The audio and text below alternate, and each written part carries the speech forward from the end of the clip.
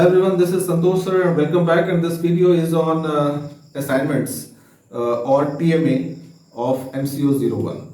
Right, those who are appearing in MCOM exams from IGNOU, that is, this video is going to be very useful to them, and this video covers all the questions along with their answers. Okay, in this video, and these are written by me when I used to study in IGNOU. Okay, so I got 90% plus marks by writing these assignments. So that's why I want to share these assignments to you, and try not to write the words that I have used in these assignments. It's like it will be more beneficial to you if you are using your own words. Try to make flowcharts and use only black or blue ink. Black ink for writing questions and blue ink for writing answers. Do not use whiteners, and one thing more, no rewritings allowed, absolutely. Okay, so avoid rewritings. And one more request before we start the video, kindly like and share the video with your friends so that I'm encouraged to produce some more useful videos for you. So let's start the video. First question says, how does learning influence the performance of an individual? Right, discuss the different theories of learning. Right, very important question, and let's see the answer. Performance is the most important outcome of learning. It refers to the action of a person to a particular situation, and performance is directly related to learning. The more you learn, the more better you can perform. Learning can be acquired through learning new skills and upgrading the existing skills. And therefore, many organizations spend a lot of their resources in imparting training to the employees on a regular basis. And moreover, learning should be continuous. And again, this is a short, introduction of learning.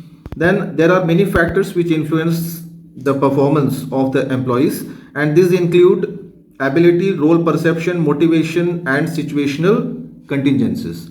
So let's try to discuss these topics. Clear? The first thing, okay, before you start writing these assignments, I would suggest you not to do rewritings at all, because there is negative marking for rewritings and using whiteners or other than black or blue pen. Okay, fine. So let's start with ability. Now, ability, this refers to capability of a person to perform the job. It involves aptitudes and skills required to complete a particular work. The ability of the person must match the performance requirement of the job, and therefore a learner must keep on trying to develop his abilities according to the changing environment. So this is what you have to write for abilities. The next point is role perception, and as you can see here, role perception, what is this? The appropriate behavior required to complete a particular task is known as role perception. Okay, your behavior towards the work. The proper understanding of role perceptions certainly facilitates the performance of the job. The identification and learning of this appropriate behavior is a great challenge for the employees. Your behavior must satisfy the requirement of the situations. Clear? Then, so the employees must be provided with adequate training. So this is what you have to write in role perception. Now let's move on to the next topic, friend. The next point was motivation. Clear? As you can see here, motivation, right? Now this is the most important factor to improve the performance. Motivation is a process that accounts for an individual's intensity, direction, and persistence of effort towards attaining a goal. The manager must identify the required factors which encourage the employees to put in a greater effort to complete the task. Fine. And the fourth is situational contingencies. Now what are these? It involves providing better work conditions to employees so that their overall performance will improve. These favorable situational contingencies include good working conditions, well-defined tasks, better resources, good marketing strategies, etc. So all these points you can write in this. And let's move on to the second part of the question, that is theory of learning, right? Now, in theory of learning, there are many types of theories of learning, okay? And I have briefed here some few important theories. So this is what you have to write in your assignments too. The first is classical conditioning. It also strikes in the exams, right? Written exams of 100 marks. Now, according to this theory, learning takes place through the connection between the conditional stimulus and unconditional stimulus. A conditional stimulus is a mental stimulus that does not elicit the response. Okay, a response which is elicited by the conditional stimulus is termed as unconditional stimulus, right? Now this theory can be explained with the help of an example. The example is here, right? The experiment was conducted on a dog. He is presented food which is unconditional stimulus. Fine. The dog salivated on seeing the food, which is unconditional response. Now a bell is used as a conditional stimulus. When the bell rings, the dog didn't respond, but when the food is presented and the bell is rung, the dog responds. Now on doing this several times, it is found that the dog responds to the bell even if the food is not delivered to him, right? So this is the first theory, that is classical conditioning theory. Let's move on to the next theory. Okay, this is operant conditioning, and according to this theory, learning was given. This theory was generally developed by Skinner. Okay, a very famous philosopher. According to this theory, a learner's response is instrumental in producing a reinforcing stimulus. This means that the response which produces the reinforcement becomes stronger, and the response which does not produce a reinforcement becomes weaker. Now this means that the behavior which leads to positive outcome will be likely to be repeated, whereas behavior which leads to negative outcome will be avoided, right? So this is operant conditioning. Fine. The second part of this theory. Now, thus appropriate understanding of connection between behavior and consequences by the person makes him to learn about the situation. The focus of operant learning is to make the learners operate in the environment to acquire reinforcement, right? So this is all about operant theory. The next theory I have written is cognitive learning, right? This is what we do in schools and colleges.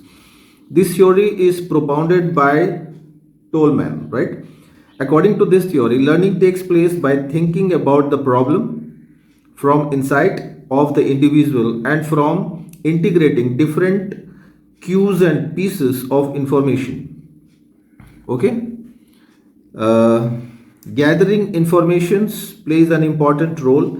In other words, learning in the outcome of the result of stimulus association.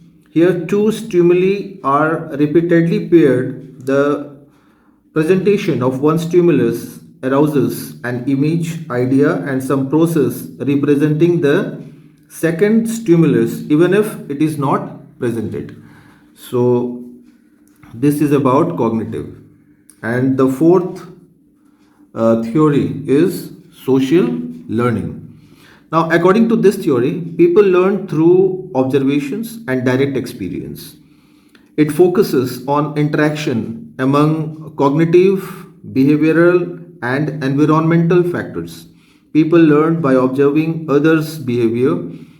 They model those behaviors. They try to avoid those behaviors that lead to unfavorable outcomes. Our behavior are influenced by our parents, friends, the movies, teachers, and all that. So this is about the different types of learning. Let's move on to the next question, second question of your assignment. Now, the question is, a host of factors influence the personality development. Now, discuss and explain the different types of personality, right? So, let's see what answers you can write for this, right? Okay, literally, personality is the external appearance of a person, but that's not true. There are many factors that influence the personality of a person. Personality is the study of characteristics, traits of an individual, the interrelations between them, and the way in which a person responds and adjusts to other people and situations. Clear? Now, personality determines the human energy. It is believed that a man is born with certain physical and mental qualities, but the environment in which he is brought up shapes up his personality.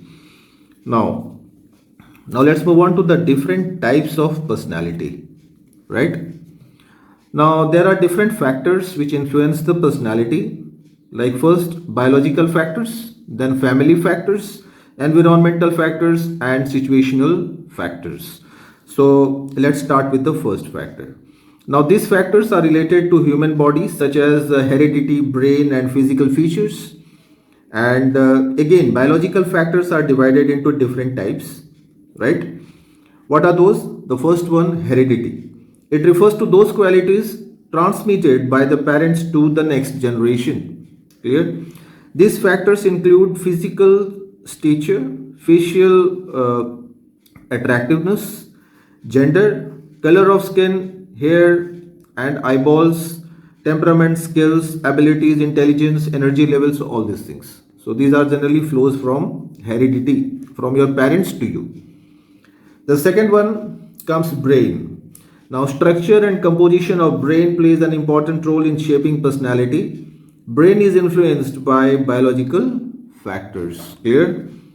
So let's move on to the next one, that is physical features, right? The physical features and rates of maturation influence personality. The rate of maturation is related to the physical stature. The physical features include height, color, muscle strength, facial attraction, etc. So this is what you have to write in the biological factors. Let's move on to the next one, and this is the next factor, family factor. Clear? How family influence our personality. Very important one, and everybody should know as a common sense question. Now, the first one is socialization process, right? Again, like family factors are divided into three types, and these are socialization process, identification process, and birth order. Now, what are these socialization process? It is a process of acquiring social behaviors from family and society by an infant. These behavior patterns are customary, and a child is compelled to adopt due to family and social pressure. Clear? The second one is identification process. Identification process occurs when a person tries to identify himself with some person who he feels ideal in the family. Generally, a child tries to behave as his father or mother, right? And the third one is birth order. Now, firstborn are likely to be more dependent, more rational, ambitious, hardworking, cooperative, and less aggressive, right? So these are the three important factors that influenced by the family. And the third one is the environmental factors, right? Now, these factors exist in and around the individual. They are social and cultural factors. Culture determines the decision making, attitudes, independence, aggressiveness, competition, cooperation, and shyness. Clear? We are compelled to behave according to the established culture of the society. So, this you can write in environmental factors. The next factor is situational factors. Generally, an individual's personality is stable and consistent, but it changes in different situations. Actions of an individual are determined by the situation. Now, situation exerts an important influence on the personality of an individual, right? And there is a flow chart of the different types of personality. right? This question is also very important. It comes in exams, written exams. You see, there are 5 types of personality: the Myers-Briggs type, the Big Five, the physiognomy type, extrovert and introvert type, and type A, type B. Okay, so these are the different types of personality, and let's see how can we define the different types of personality. The first one is Myers-Briggs type of indicators, right? As you can see here, my dear friends, here 16 type of personalities are identified on the basis of answers to 100 questions. This is also known as MBTI, okay, framework. For example, extrovert, introvert, sensing, intuitive, thinking, feeling, and so on. So these are the parameters. And the next type is Big Five type. The five type of personalities are extroversion, that means giving importance to family, agreeableness, that is thinking in a different way. Then we have consciousness, that is possession of reliability. Then we have emotional stability to withstand stress. And the fifth, openness to experience, that is nobility, right? So these are the big 5 types of personality discussed in your book. Now the third one is physiognomy type. This type of personalities are based on the physical structure of a person. Now these are 3 types, right? What are those? Endomorph, mesomorph, and octomorph. Now, what are these endomorph? This type of persons are liked by all because they are friendly, helping, concerned about others, less reactive, they seek comfort and are fond of delicious food. Fine. Mesomorph. This type of personality have a strong body and they like adventure. They are sportive, they are aggressive and feel restless. And they like to take risks and are highly competitive, right? Now, ectomorph. This type of personality has some characteristic like thin and flat chest, intelligent, shy, avoid social contacts, anxious, ambitious, dedicated, and responsive. Fine. The next type of personality is extrovert introvert type. Now, this is very famous type of personality. The extrovert persons are more sociable, reality oriented, performers, and risk takers. On the other hand, introverts are self confident individual, thinkers, and direction oriented. So let's move on to the next page, and here we are with the different type of type A, type B personality. Now what is this? Type A persons are very aggressive and want to achieve more and more in less time, whereas type B persons have the desire to obtain wildly increasing number of things in less time. That means they are more aggressive. So that's all in question number 2. Let's move on to short notes. Question number 3. The first short note is on system theory. You have to write a short note. Now, system theory, let's begin the answer. This theory is applicable to organizations which have complex structure.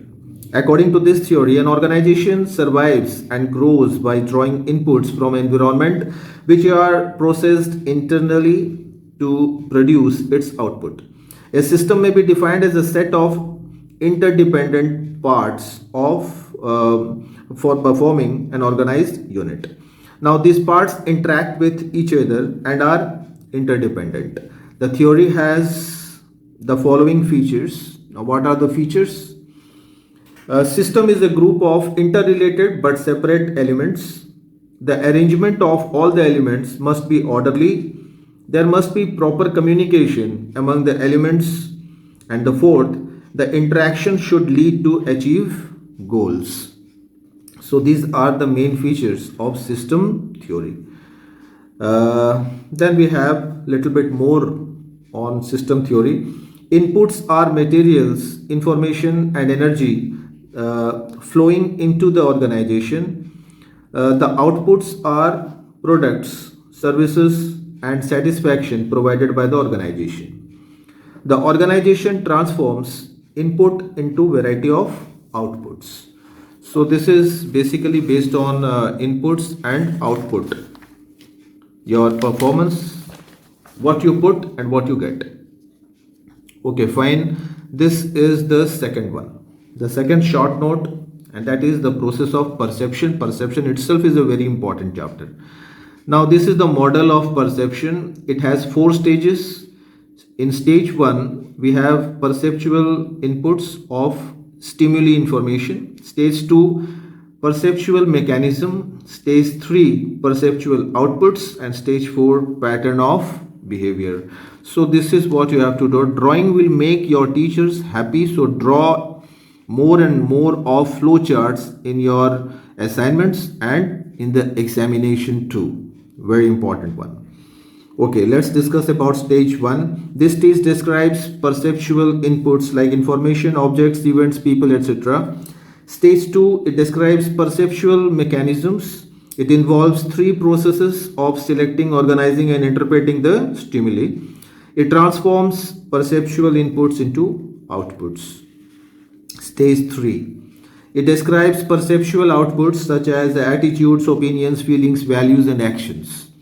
And in stage 4, it describes the pattern of behavior. Behavior is a resultant factor. The perceiver's behavior in turns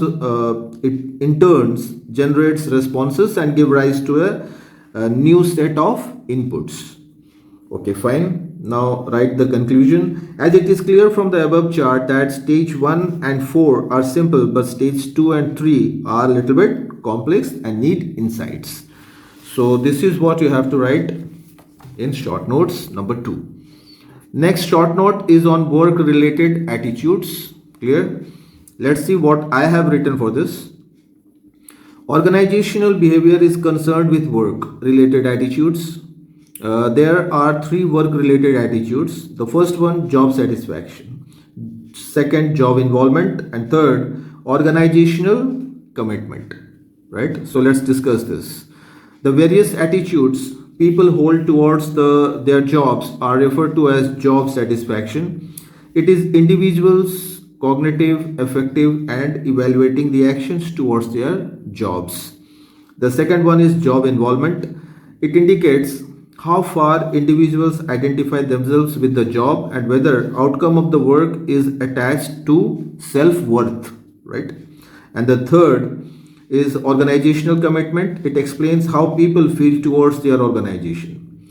It is an attitude which reflects the extent to which people identify with and are involved with their organizations. So this is what you have to write. And the fourth short note is on team building.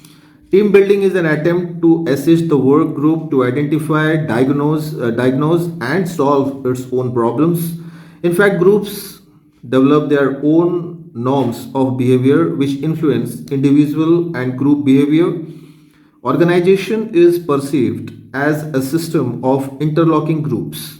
Team building attempts to effect improvements in various teams operating in an organization like permanent work team, task force, committees, etc.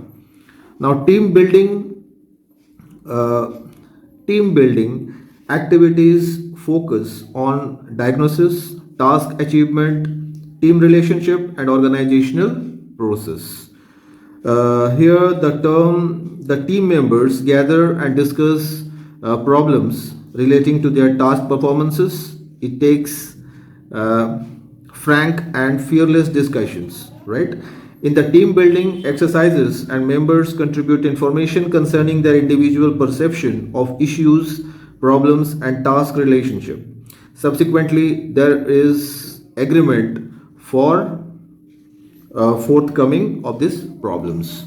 So this is what you have to write for team building. So let's move on to the next question. Question number 4. The first is the difference between the project and matrix structure of organization. Okay, fine. Let's first discuss project structure. It is suitable for organizations which undertake any specialized time-bound work involving one-time operation for a fairly long period. In this situation, the organization creates a special unit so as to engage in a project work without disturbing its regular business. The project may consist of developing new project, installing a plant, building an office complex, etc. A project organization is headed by a project manager. The main advantage of such organization is that it doesn't disturb the regular business activities of the firm. And the second one is metric structure. And in this type of structure, there are functional departments with specialized personnel who are appointed to work full time in different projects under the overall guidance of the project manager. When the project is completed, the individuals attached to it go back to their respective functional departments. This structure is suitable where organization is engaged in contractual project activities like large scale construction companies and engineering firms. It is quite flexible structure and the individuals acquire specialization and expertise. Okay, the next difference, question number 4, part B, is of rational economic man model and organizational man model. Very important one.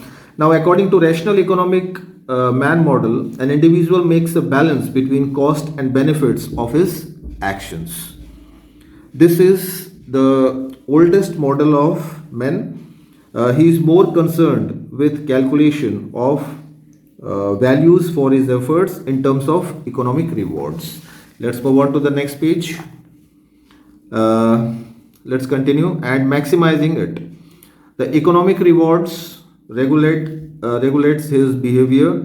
It is helpful in determining reward systems. An increase in rewards induce production. There is no conflict between the management and workers. This model is concerned as a realistic description of human behavior. So this is what you can write for this. And the second one is rational organizational man model. Now, according to this model, individual behavior is oriented towards loyalty, belongingness, conformity, and sacrifice of individual interest in the realization of organizational goals. So, individual attitude is developed towards resolving conflicts.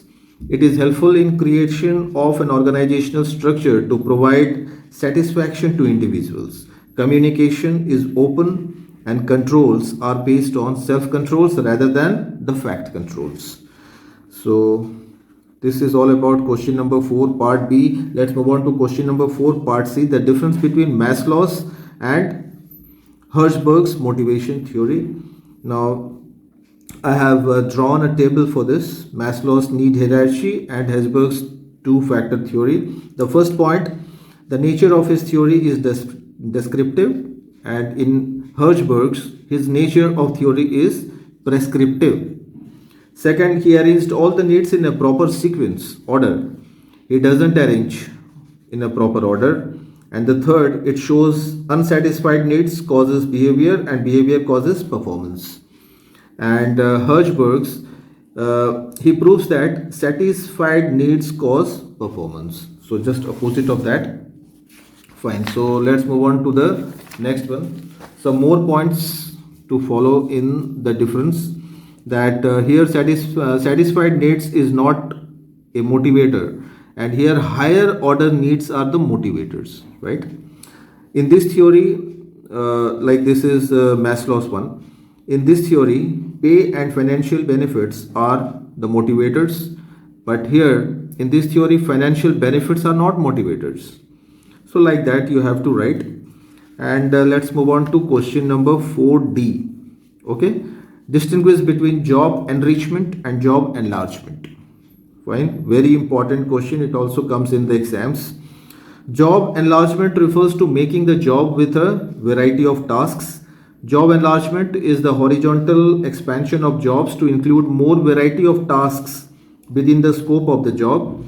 When the employees feel that the job he is currently doing is less challenging, the answer is perhaps the job enlargement.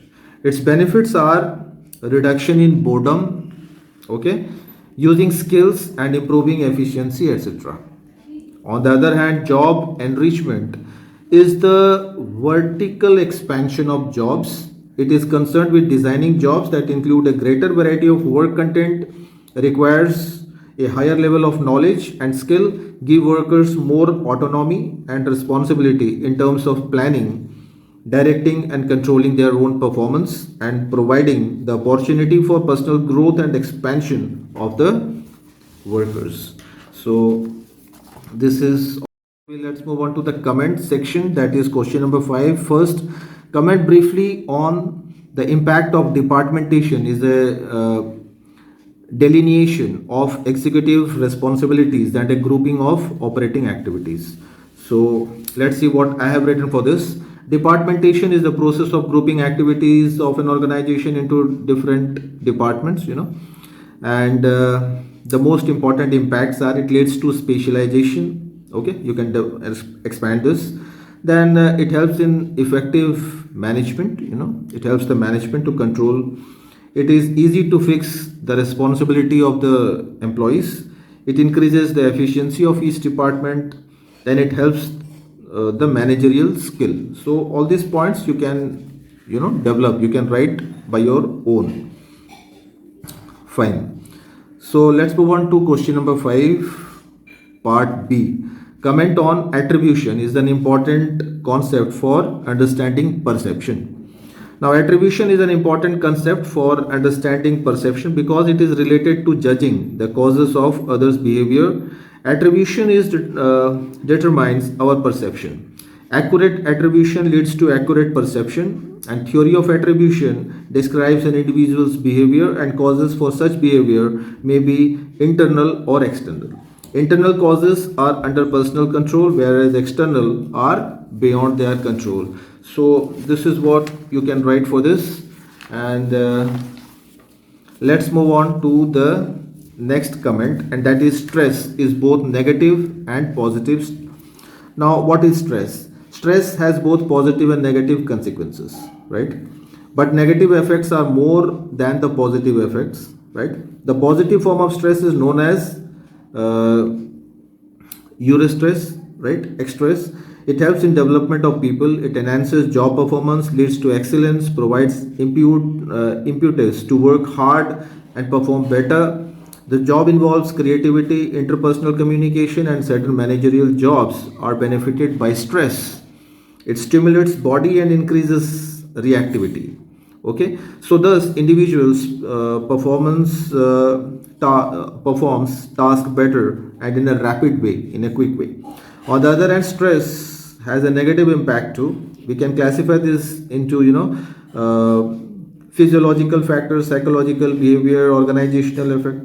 What are these physiological? These are all the diseases like high blood pressure, heart attack, cancer. So all these things can be caused by stress. And when it comes to psychological stress, it creates anger, anxiety, depression, all these type of problems. And behavioral, the change in the eating habits, lifestyle changes. So all these things you can write in this. And let's move on to the next comment, and that is, when there is a resistance to change, the management has to take appropriate steps to overcome the resistance. So what we can write for this? I've written this in points like education and communication. Under this approach, the employees are educated about the change. This helps them to understand the logic of the change and its benefits. This method is suitable where the resistance is based on incomplete information. So these things you can expand by yourself. The next one is participation and involvement. Now, according to this approach, employees are invited to participate in the decision making process, right? They feel that it is easier, it is their own proposal, and consequently stand by its implementation. And the third one is facilitation and support. This involves providing both emotional training and financial assistance to employees so that they work hard for the change, right? And few more points I should suggest you to write, that is negotiation and incentives. Okay, so this also increases their morale. Then manipulation and co-optation. Now, according to this approach, the manipulation are done in the change of behavior of the employees. So all these things you can write in this. Then we have coercion. Coercion is not a good practice actually. This is one of the hard and harsh approach to deal with the resistors. Under this method, employees are directly threatened if they dare to refuse the change. So all these things you can expand, my dear friends. I hope whatever we have discussed today will be helpful to you in writing your assignments. And kindly like and subscribe my channel, because I will be providing you some more assignments on MCO and IBO, right? So, and also share this channel to your friends, okay, so that they are also benefited by this. And that's all for this video. Best of luck.